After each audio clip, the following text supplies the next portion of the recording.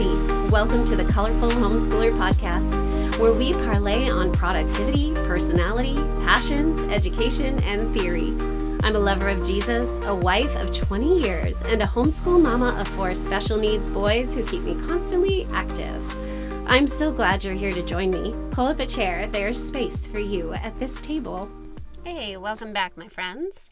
So this episode may be more lifestyle than how-to or self-help or encouragement, so if that's not your jam, log off. I understand. Just make sure to come back next week. For those new friends, let me introduce myself. I'm Kathy, as I said in my intro, and I am a busy mom, as I imagine you are. I homeschool 3 boys, all of whom have some diagnoses. This means that I am still completely involved in each child's education at this point in my schooling. I haven't really been able to offload much of it. I also fight the IEP battle in my local brick-and-mortar high school for my second born. I run the therapy runs. I am a podcaster, an artist. I'm working on building out digital and physical products for my Etsy store. So I exist in perpetual motion. I've had a lot of women ask me how I fit in dressing up, enjoying fashion, having hair and makeup done, staying fit, and eating healthy while doing all of the above-mentioned things as well as running my household. Some of you may not want to know. Some of you are over-wearing makeup every day or don't feel like shaving on a schedule. That's okay. Embrace your season and recognize that no season goes on forever. But if it is important to you, or you feel like just a few changes would make you feel like a whole new you, perhaps this episode will open your eyes to some new possible ways to fit it in. So first, let me define beauty routine.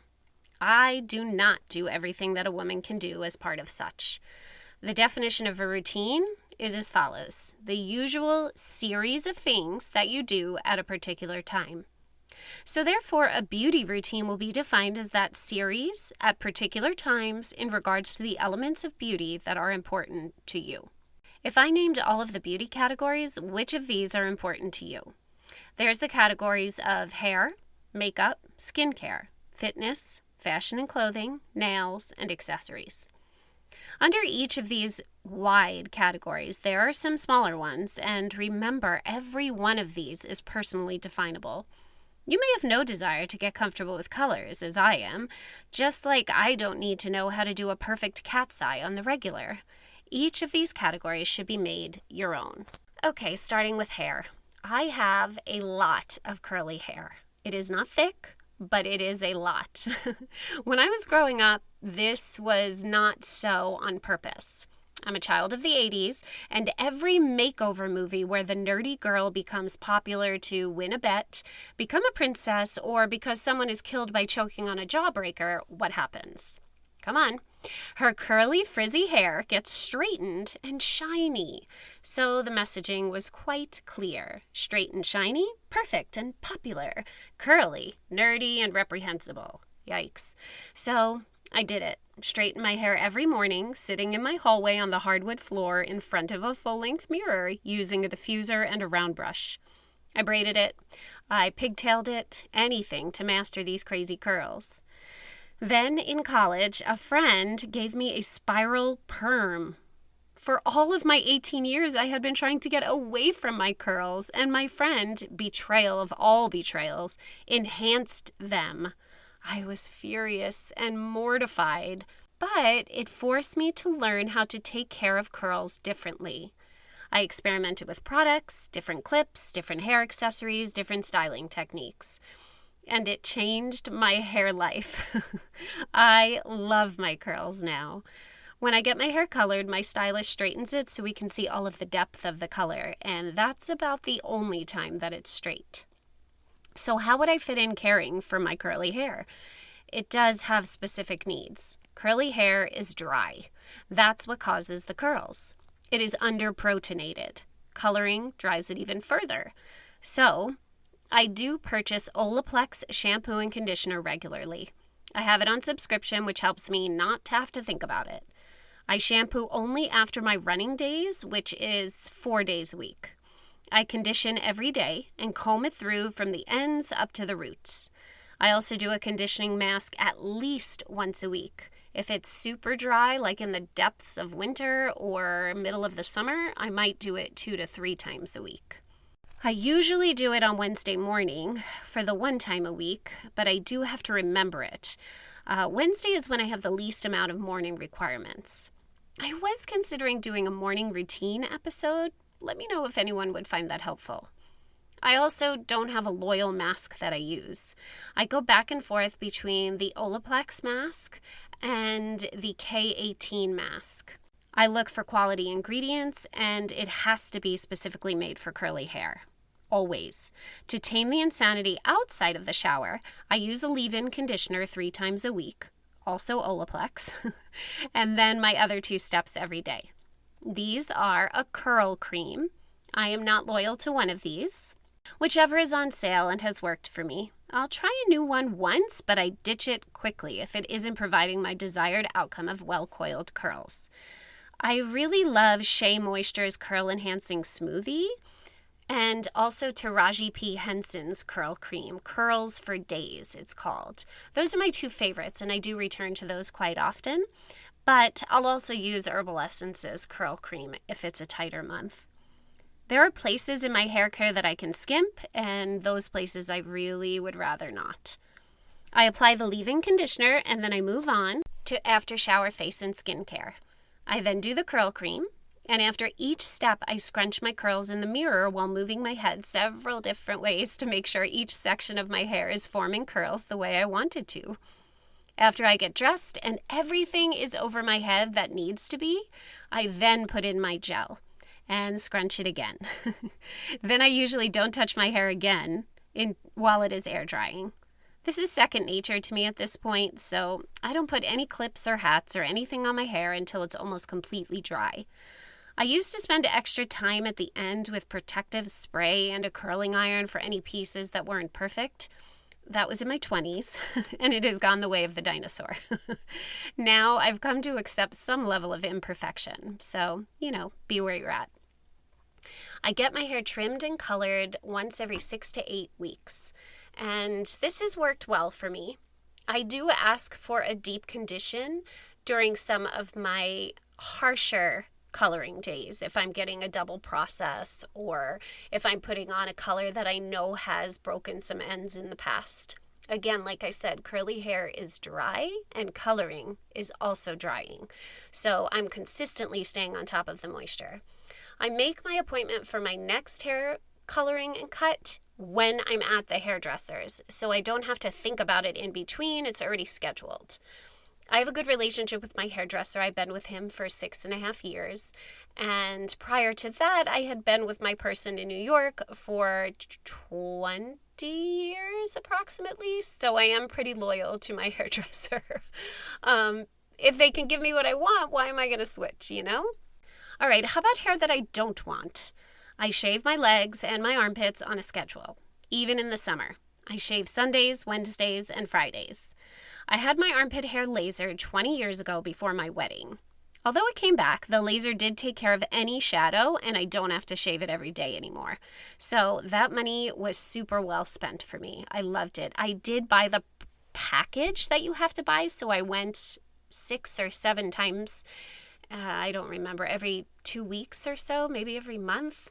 I don't know. Check with your local salon, but it was totally worth it.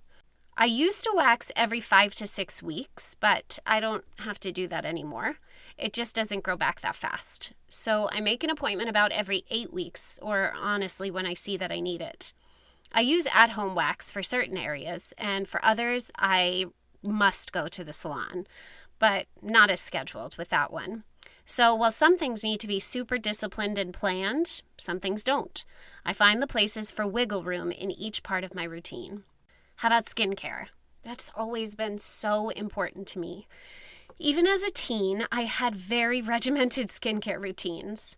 Lately, I've been skin cycling. Have you all heard of this? So skin cycling is amazing. It's built on the idea that our skin is burnt out, literally, by being exposed to all of the harsh chemicals in current skincare products, especially as a 40-something-year-old woman whose skin is changing. You wash, tone, and moisturize every night, but the special steps are as follows. The first night, you exfoliate. This is best done without any rough pieces in a scrub. It's now recommended by all the dermatologists to complete this step or any exfoliation that you choose to do with a chemical exfoliator. I use Dr. Dennis Gross's Alpha Beta Peel, not the extra strength one, just the regular. It's a 2-step system. The first is the chemical exfoliant, then the neutralizing serum 2 to 3 minutes later. Okay, that's night 1. Night 2 is a retinol product. So after cleansing and toning, I apply a retinol. I use Retin A, and I let it sink in. Then I apply a squalene oil and my nighttime eye cream and moisturizer over that. For the next 2 nights, it's recovery. So you still cleanse, tone, serum, eye cream, and moisturizer. But I add in a moisturizing or anti-aging mask on one of these nights. And I often do under-eye collagen patches, and I sleep with them on. When you wake up in the morning, they are dry little husks, which is so funny, but it means that all the collagen serum was absorbed into your skin, and your skin is usually much smoother under your eyes after using them. I also have a recovery moisturizer that I mostly use during these nights. I'm currently using Kiehl's Midnight Recovery Cloud Cream. I was given this in a sample pack and I really like it, so I did purchase one. But I haven't been loyal to a specific lotion in a while. I used to be loyal to La Mer, but I can't afford it anymore. Tears, sadness, moment of silence. That stuff is the best. But I do jump around to different quality lotions at this point. In the morning, my skincare regimen is simple. I have a sports face wash that I use in the shower only on workout mornings. After drying my skin off with a towel, I use a morning serum, an under-eye cream, and a face lotion. I'll link all my products in the show notes. Check them out. I really invest a lot of time into looking into these, so hopefully they'll be helpful to you. On my body, I use a shea butter-based body lotion for these dry, high mountain desert days. And I also have a foot lotion that I put on every morning after I rinse my gel off my hands. There are a very few times that I will remember to lotion in the evening as well, but that is a really good process to get into if you can remember it. Now, makeup. I actually love makeup. I do wear makeup every day. I jazz it up for larger events, parties, stuff like that. But my everyday wear is blush in the winter, none in the summer. I don't wear a face base or a concealer. I'm not big into foundation for parties, like I said, but that's all. Then I wear eyeshadow, lighter color for all over the eye, then a brighter color in the outer corners, and usually a bruisey color for the inner arch. It makes my green eyes kind of stand out a little. Eyeliner, mascara. Now, about 20 years ago, there was an article in Glamour magazine where they interviewed Carrie Underwood, who was currently at that time the spokesperson for Maybelline.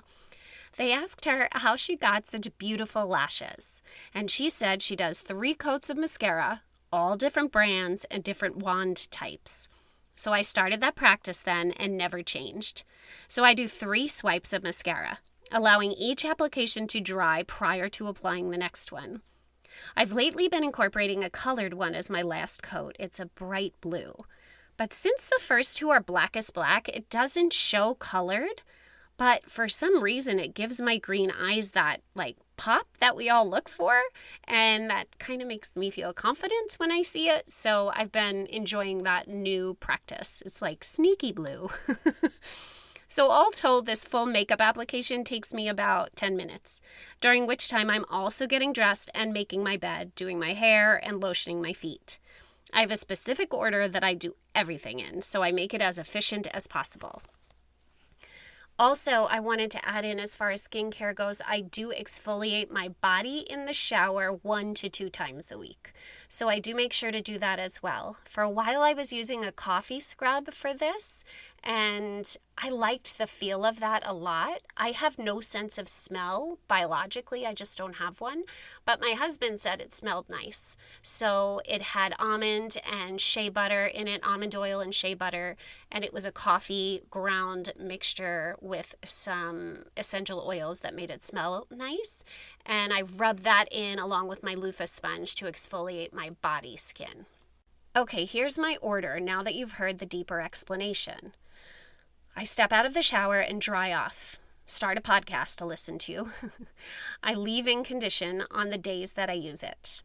Straight to curl cream if I don't use the leave-in that day. Then face serum. Lotion my body, sans my feet. Under eye cream. Deodorant. Face lotion. I jade roller my face lotion in. For leave-in conditioner days, this is where I put on my curl cream. For the days when I didn't use leave-in conditioner, I already applied that curl cream, as I said before, and I don't do anything else to my hair until the gel later. Then makeup. First I do eyeshadow, blush, eyeliner, and then my first mascara application. I make my bed, I get dressed. I do my second mascara application. I put my gel in after I'm fully dressed, and I rinse my hands. I lotion my feet, and I put on socks. Then I put on my third mascara application. I put all of my makeup effects away under my sink, and my morning beauty routine is complete. So scheduling it in such a regimented way helps make sure that I'm able to get everything done without causing these extra time pockets where time goes away and I don't even know what I did. Now fashion. I love bright colors. If you know me, you know that. I spend some time mindlessly scrolling Pinterest at times for cute outfit ideas. I'll type in something that I own already, like a leather pencil skirt, and put outfits after it. So leather pencil skirt outfits in Pinterest. A bunch of outfits using the leather pencil skirt will then show up, and I save my favorites in a Pinterest folder named Fashion. I look at it when I am myself uninspired. Otherwise, I just shop my closet. I do change out my seasonal clothing in the saddle seasons. I thrift shop every so often and enjoy the consignment store that's close to my house. I also have a few favorite online stores. I don't spend a ton on clothing, but I do enjoy new outfits. How about fitness? A lot of that has to do with my morning routine. But I also do work out 2 afternoons a week. I set up a crock pot or an Instant Pot meal and go to the gym on Monday and Wednesday afternoons. On Tuesday and Thursday mornings, I am up at 4:40 a.m. Yuck. But I'm out of the house by 5. I run first. I go to the gym to lift and strength train after. I run a long run on Saturday. Recently, that hasn't been that far since I've been dealing with hamstring and calf issues, so I'm only hovering around 3 to 5 miles each time I'm out. Sunday, I do a recovery run, usually with my super fast but highly ADHD doggie.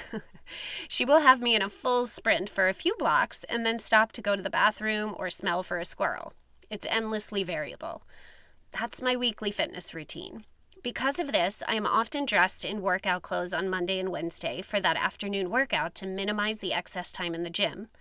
That way, my time in the gym, which usually is only so much as I have, right? So if I get there, I usually only have an hour to an hour and 10 minutes.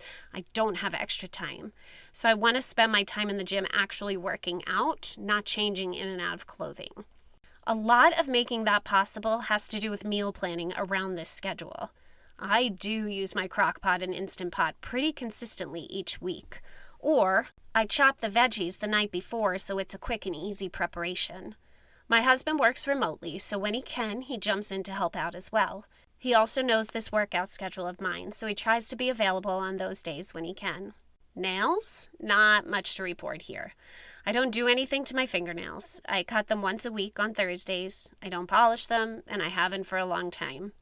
I do polish my toenails once a week in the summertime, and I'm pretty staunch on never wearing sandals without toenail polish. I usually have an ankle bracelet and a toe ring on as well. Foot jewelry. It's a thing. Accessories. I'm consistent on matching necklaces or scarves to my outfits. I coordinate bracelets and brooches as well. I don't often add different rings beyond my wedding ring. Rings annoy my hands.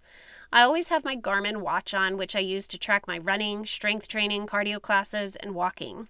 I used to have a much more expensive one, and even though it was supposed to be waterproof, it wound up breaking because I took it in the water, and then Garmin wouldn't support me. Kind of annoying.